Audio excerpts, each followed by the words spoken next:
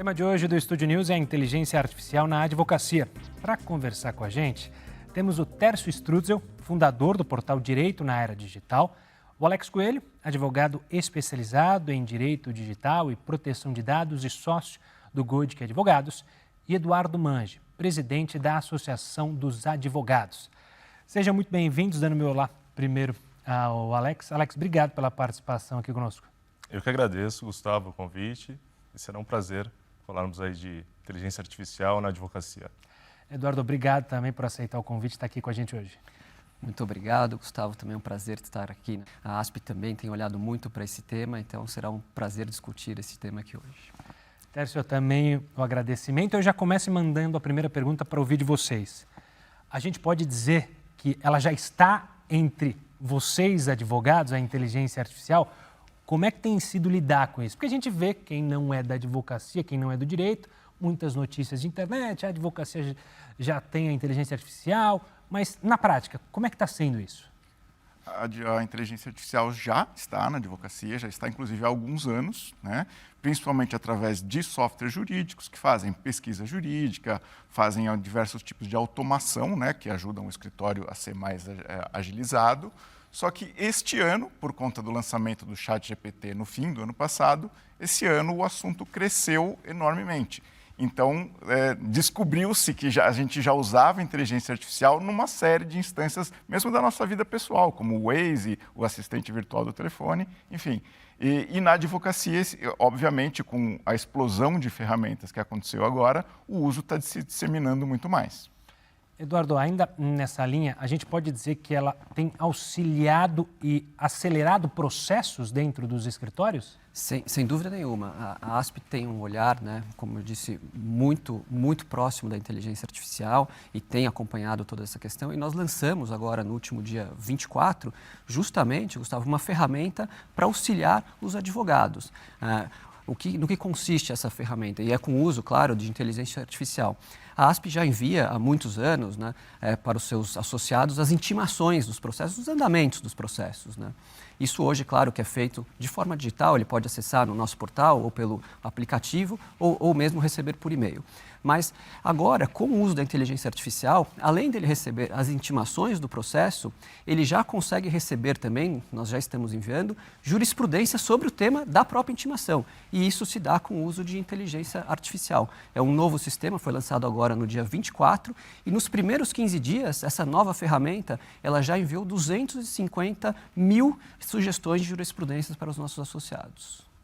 Alex, pegando o tema jurisprudência, até para explicar para quem está em casa e não está habituado com esse termo, jurisprudência seria como decisões anteriores de casos parecidos.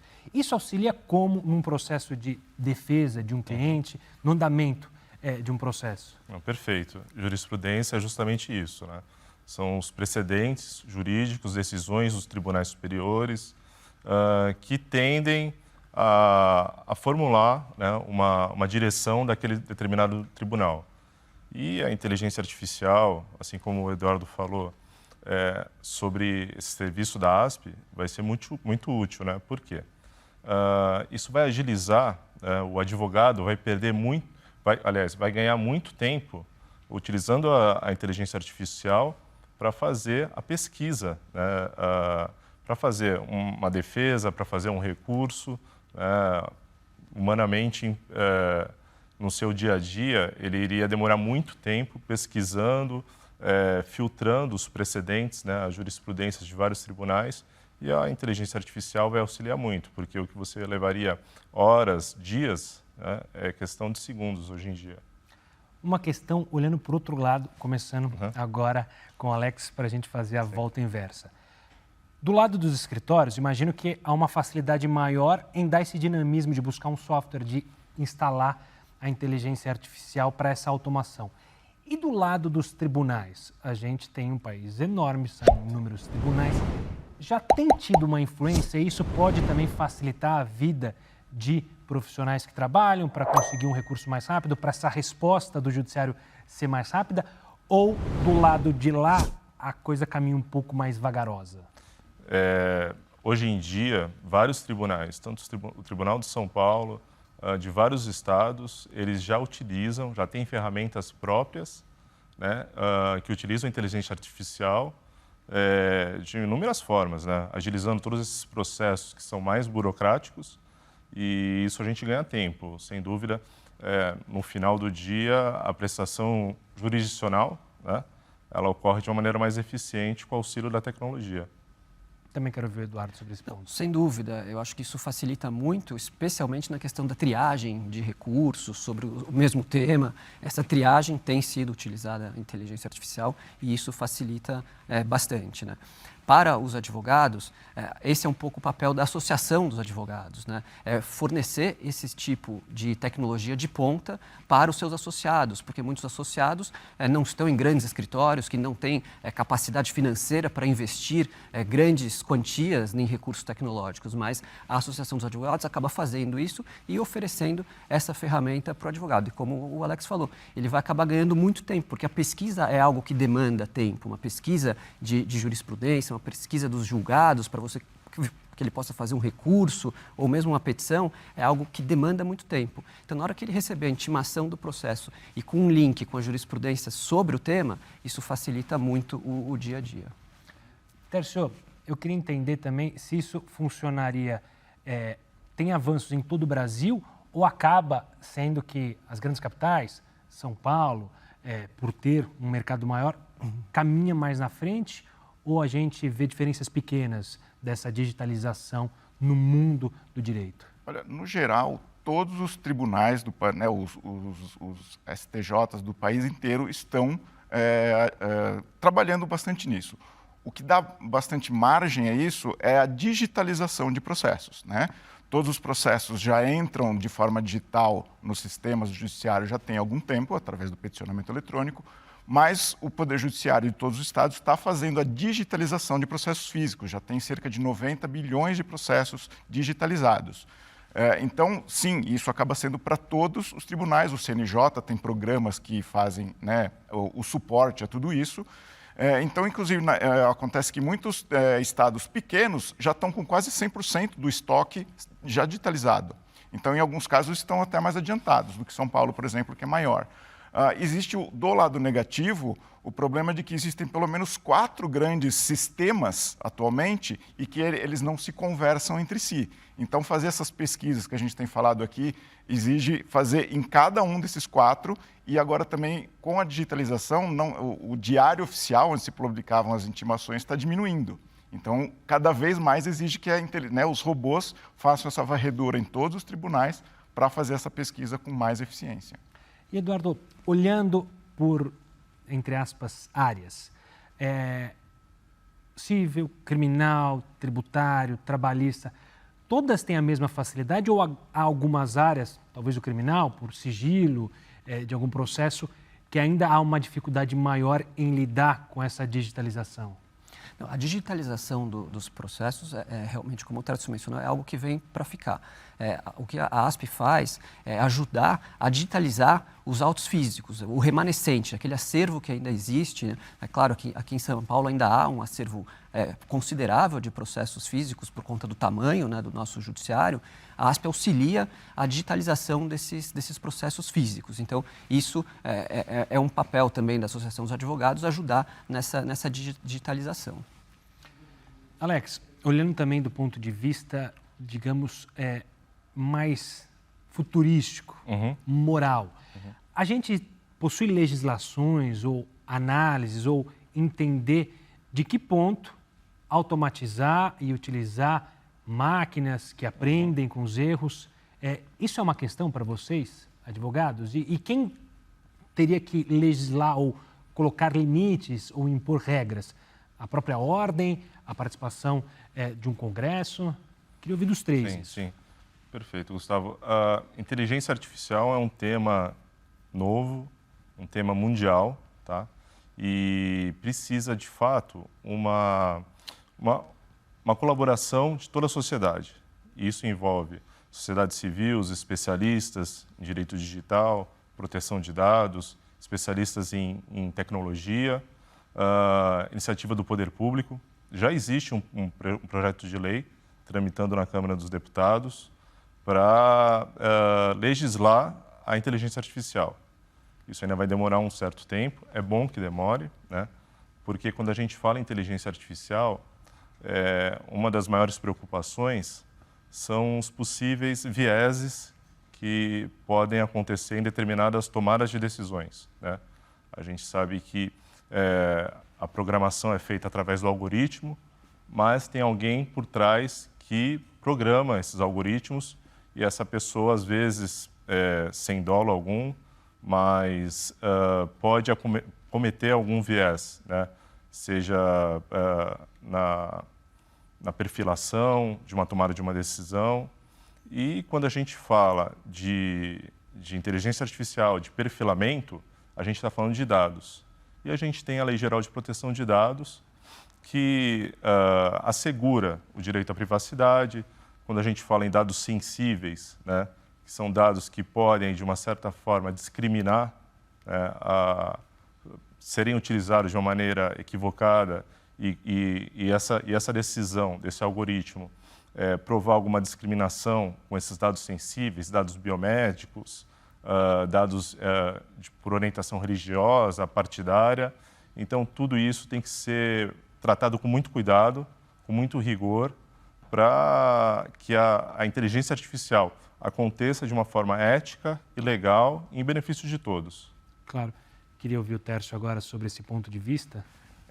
Como o doutor Alex falou, realmente é uma questão muito incipiente, né? Há um ano atrás esse assunto não existia.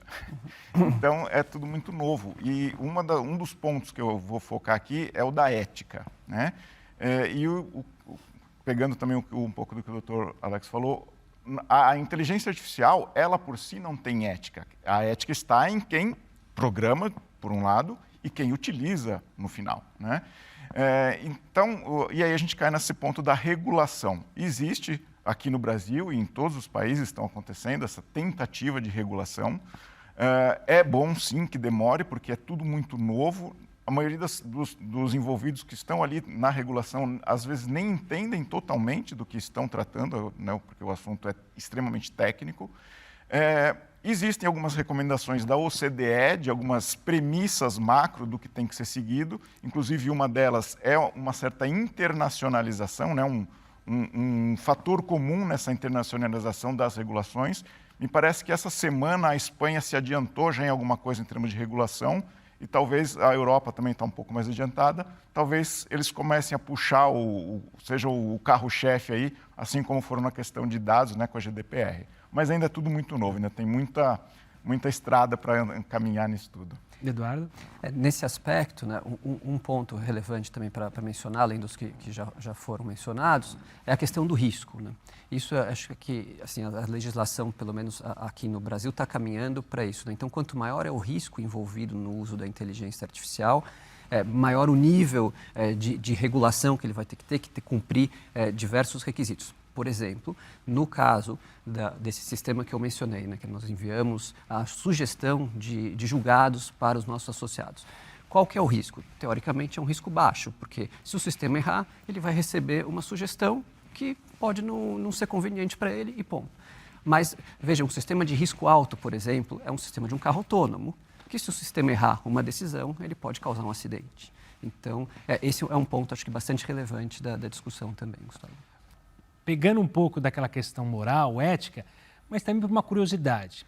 Quando se falou em inteligência artificial no direito, surgiram notícias de outros países quando se falava que, olha, pode abolir a figura do advogado, a gente vai usar inteligência artificial, isso, se não me engano, nos Estados Unidos chegou até se ter a possibilidade, mas no final não foi permitida, que era uma questão, acho que, de trânsito, fizesse a autodefesa. Mas pegando esse gancho, é possível que se termine com a figura do advogado com a inteligência artificial para esses pequenos casos? Ou, na visão de vocês, isso é para muito, mas muito tempo? Eu acho que a inteligência artificial, ela jamais vai substituir o advogado, né? Ela vai facilitar e muito o trabalho do advogado em questões que demandariam mais tempo, como a gente já falou, em trazendo material para insights que possam ajudar a resolver um caso, mas a figura do advogado, a estratégia por trás, essa sensibilidade humana, isso a máquina não vai conseguir tão cedo substituir. Eduardo? Eu também acredito a mesma coisa. Acho que assim, o advogado é fundamental, vai ser fundamental você sempre ter um olhar humano para aquilo. Muito difícil também, acho que você substituir totalmente o advogado, isso acho que não vai acontecer. Mas o que pode acontecer, alguns profissionais ali que atuam numa área mais mecanizada, por exemplo, preenchendo documentos ou até preenchendo petições, com petições até padronizadas, esses podem sofrer algum impacto, né? E aí entra um pouco também o papel das associações de classe, que também de qualificar os advogados, né? Eu acredito que o advogado bem qualificado, esse vai ter uma chance muito pequena de perder o seu trabalho para a inteligência artificial, porque o olhar humano vai ser sempre muito importante, né? Tércio? Concordo com eles, não vai substituir. Existe, inclusive, uma pesquisa da McKinsey de 2016 ou 2017, se não me engano, muito antes desse celeuma todo. E lá eles levantaram por essa pesquisa que cerca de 23% das atividades de advogados seriam substituídas por robôs. De lá para cá, outras pesquisas chegaram a números um pouco mais baixos, um pouco mais altos. Obviamente, tem essa variação, como o doutor Eduardo citou. Algumas áreas podem ser mais automatizadas por ter tipos de petições ou documentos muito parecidos, mas o grande negócio da inteligência artificial é liberar, ela se dedicar às atividades operacionais e repetitivas para liberar o advogado para as atividades intelectuais e estratégicas. Em certas áreas, como criminal, por exemplo, a atuação do robô vai ser sempre muito pequena, porque ela demanda muita estratégia. Em outras, ela vai ser maior, mas a figura do advogado sempre vai ser presente. O grande negócio eles vão ser parceiros daqui em diante. A substituição que vai ocorrer advogados que saibam utilizar a inteligência artificial vão substituir os que não sabem. Essa é a substituição que vai ocorrer no mercado. Vou fazer agora o olhar contrário de novo que eu fiz no primeiro bloco. E as decisões? E, entre aspas, os magistrados? É possível haver uma automação de casos de pequeno porte? Por exemplo, algo que não seja criminal, que não haja um conceito mais amplo de houve o ataque, não houve, enfim. É possível que essas decisões sejam tomadas por inteligências artificiais que já conhecem, por exemplo, um voto ou uma linha de um juiz, de um desembargador, para dar celeridade? Queria começar agora ao inverso. Tércio. Tá.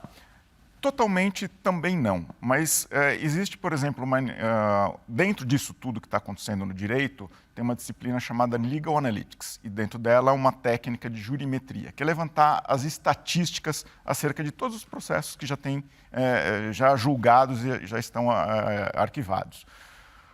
E uma das tantas possibilidades de ação que a jurimetria traz é o seguinte: a padronização de decisões.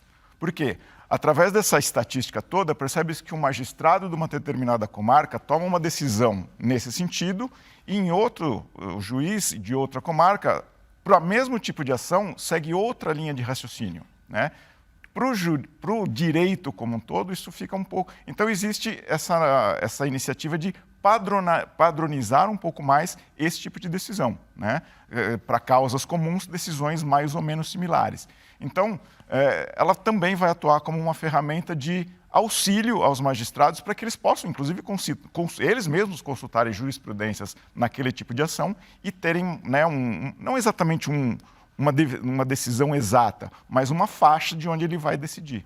Pegando o gancho e passando para o Eduardo, ou seja, a gente vê invariavelmente, muitas vezes, reclamações de instâncias superiores, principalmente do STF, quando diz que não está sendo, a jurisprudência não está sendo a correta, que instâncias inferiores estão seguindo padrões diferentes. Imagino que para vocês, advogados, seja ainda mais complexo o fato de você ter decisões parecidas, só que com viés totalmente diferente.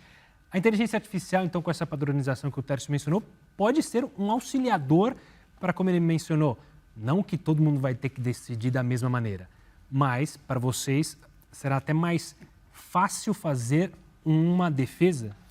Ela pode auxiliar, Gustavo, mas acho que vão ser processos específicos. Por exemplo, nós temos, processos de execução de IPTU. É um processo muito parecido. Nesse caso, acho que tudo bem você utilizar, em parte, a inteligência artificial para ter decisões similares. Mas aí, Gustavo, é importante entrar o papel da regulamentação nisso, porque tem que ser informado que isso está sendo decidido com base em inteligência artificial e tem que ser sempre dado o direito de recurso, de recorrer para que haja um olhar humano, se o jurisdicionado, por meio do seu advogado, assim entender. Então, se ele quiser, ele vai poder ter, sim, um olhar humano no seu processo, né? Isso acho que é fundamental. Claro. Alex? Eu acho que o Eduardo tocou num ponto importante, né? Toda decisão que provém de uma inteligência artificial, ela tem que ser informada, sempre. Então, eu acho que a inteligência artificial vai facilitar esse papel de indicar uma certa tendência, mas sempre tem que ter o double check do olhar humano, né? O juiz, o tribunal, ele vai ter sempre ali, ele vai ter um trabalho facilitado, né, de casos similares que já ocorreram na própria comarca, no próprio tribunal, e a partir dali, mas eu acredito que ainda a palavra final vai ser humana. Eu quero entrar num ponto agora, olhando justamente o cliente de vocês, aquele que está buscando a defesa. Como que a inteligência artificial pode ser positiva para ele, no sentido de buscar o advogado, do advogado ou explicar, ou ele entender mais o processo? Haverá alguma mudança para o cliente ou vocês acreditam que não necessariamente, ou seja, só um aceleramento, um processo mais rápido e com celeridade para aquilo que ele está envolvido? Vamos agora com... Vamos lá. Eu acho que o atendimento, de uma forma geral, ele vai ser mais célere, né?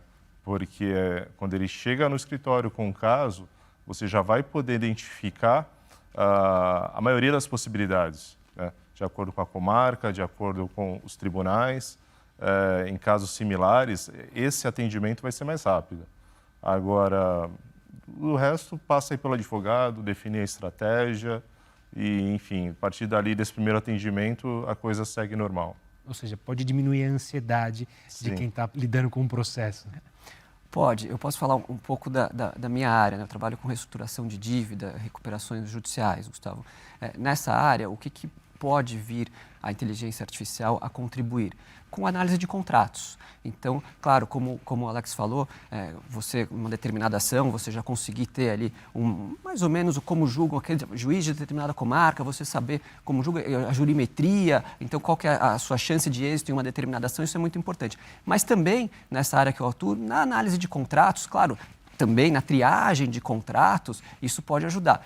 E sempre tendo um olhar humano para checar, o double check que o Alex falou. Você vai ter que checar realmente se aquela triagem foi feita de forma correta, né? Bom, além do que eles já comentaram, tem previamente a questão de atendimento, onde o cliente já é atendido por um chatbot, que é uma inteligência artificial, e ela vai conseguir tirar já as informações preliminares antes de passar por um atendimento humano, que já recebe tudo mais digerido, né? A questão da produção jurídica dentro do escritório, ela é mais acelerada quando a controladoria jurídica está toda automatizada, então é um trabalho mais organizado e mais eficiente. E tem também o próprio acompanhamento, né, do andamento de processos, que o cliente não tem que ficar ligando para o escritório para saber, porque isso já tem, os robôs, né, geram as intimações, buscam as intimações com mais rapidez e pode usar um robozinho para informar isso para o cliente, tão logo o escritório fique sabendo das intimações. E, por último, também tem a questão de... é uma iniciativa também do Direito 4.0, que é o Legal Design, que o próprio CNJ tem um dos programas dele, que é tornar a comunicação jurídica mais acessível, né? Acessível aos não usuários da lei, então cidadãos comuns, empresários.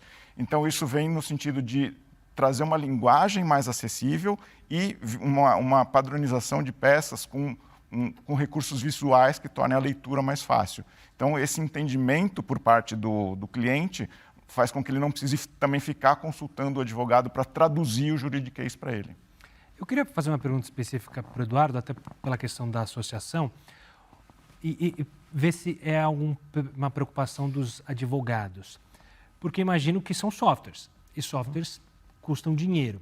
Há uma preocupação justamente de haver uma discrepância, ou seja, grandes escritórios com maior poder, com maiores clientes com mais dinheiro, terem mais acesso a essas ferramentas, enquanto escritórios menores não conseguirem ter acesso? Essa é uma preocupação?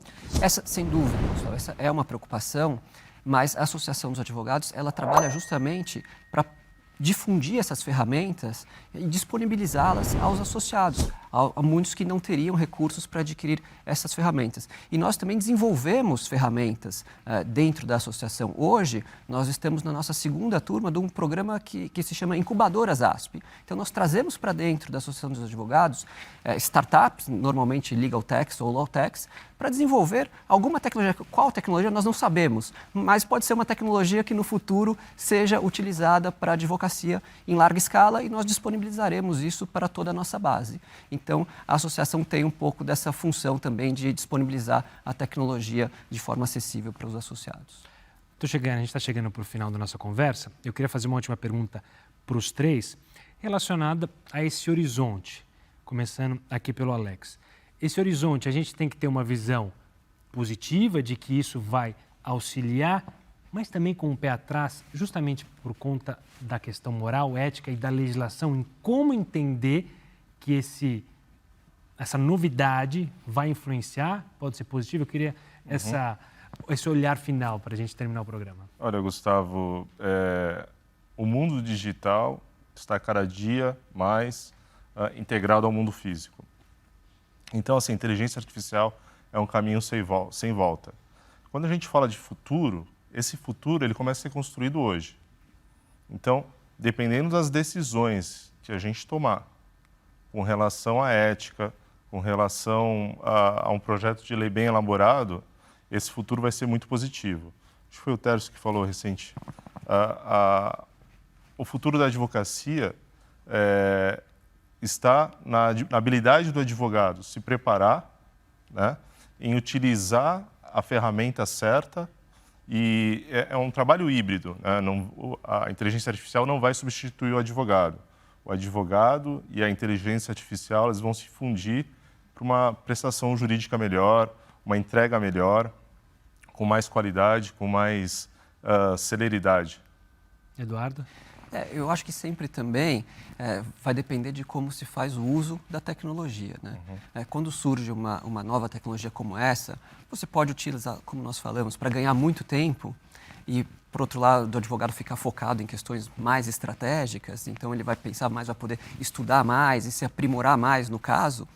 Ou você pode ter um uso que é assoberbar mais ainda o trabalho, porque são mais petições, então ele vai acabar tendo um volume maior de trabalho, porque com inteligência artificial ele vai acreditar que isso é possível. Então é esse o cuidado que tem que ser tomado, além do pé atrás, da questão ética, sem dúvida nenhuma, isso tem que ser discutido. Eu acho que o projeto de lei que tá em trâmite no Congresso Nacional tem que ser muito bem debatido. A princípio está bem elaborado, mas há diversos pontos que esse projeto deve ser debatido aí com a sociedade civil como um todo, não só com os advogados, como comunidade científica também. Então, acho que esses são os principais pontos. Tércio? Talvez um dos primeiros menções à inteligência artificial na advocacia já tem quase 20 anos, que é do professor Richard Susskind, é um professor palestrante inglês, e o título do livro dele era O Advogado do Futuro, né? Bom, esse futuro chegou. E mais do que uma série de tecnologias que já vem impulsionando o direito, a advocacia nos últimos anos, esse ano a inteligência artificial trouxe tudo às claras, né? Então, não só a inteligência artificial, como todas as outras tecnologias foram escancaradas e os advogados entenderam que eles precisam usar ou estão no processo de entender, né? É inevitável, é um caminho sem volta, como o Dr. Alex falou. Então, só resta aos advogados aprenderem a usar isso, porque é necessário essa curva de aprendizado, porque são ferramentas que vão ser necessárias e indispensáveis daqui para frente, e é se jogar nisso e aprender a utilizar todas essas ferramentas, trazer para o dia a dia do escritório. Existem, né, algumas mais acessíveis, outras menos, mas como o doutor falou, tem uma série de legal techs que estão, né, vai para uma economia de mercado, isso começa a ficar mais acessível, porque tem concorrência, todos querem estar no mercado. Então, mas ao mesmo tempo a gente está chegando ainda na crista dessa onda. Então, ainda tem, né, não é tarde para começar, mas tem que começar. Claro. Tércio, obrigado pela participação aqui conosco. Uma honra tê-lo participando desse debate. Eu que agradeço. Eu agradeço a Record, agradeço você, Gustavo, pela participação. Eduardo, obrigado também por enriquecer essa nossa conversa sobre um futuro que a gente já está vivendo. Obrigado, Gustavo. Um prazer estar aqui. Alex, obrigado pela presença e até uma próxima também. Até uma próxima, Gustavo. Muito obrigado. Fico à disposição. O Studio News de hoje ficou por aqui. Eu conversei com o Tércio Strutzel, fundador do portal Direito na Era Digital, Alex Coelho, advogado especializado em Direito Digital e Proteção de Dados e sócio do Godic Advogados, e Eduardo Mangi, presidente da Associação dos Advogados. Você já pode acompanhar essa entrevista lá no nosso canal no YouTube, também pelo Play Plus e pelo nosso podcast. Eu espero você no próximo programa. Até lá!